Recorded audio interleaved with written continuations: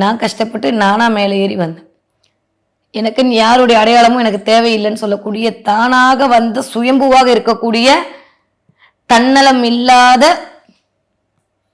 தனுசு ராசினியர்களுக்கு இந்த மார்ச் மாதம் எப்படி இருக்க போகுது? எப்படி இருக்க போகுதுங்க? சூப்பராக இருக்க போகுதுங்க.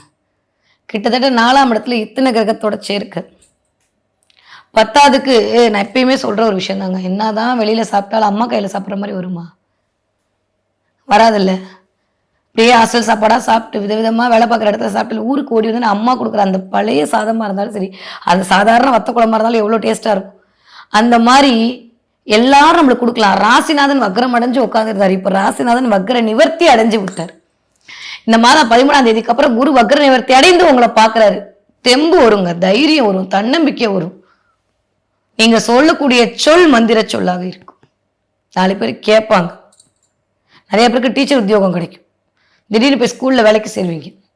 இல்லை ஏதாவது ஒரு தலைமைத்துவமான இடத்துல உங்களுக்கு ஒரு வேலை கிடைக்கும். 4ஆம் வலுக்க போதுங்க. 4ஆம் இடத்துக்கு வாக்கியப்படி சனியும் பயிற்சியை தொடங்க போறார். ஆளுமை மிகுந்த சுக்கிரனும் போய் 4ஆம் இடத்துல உட்கார போறார்.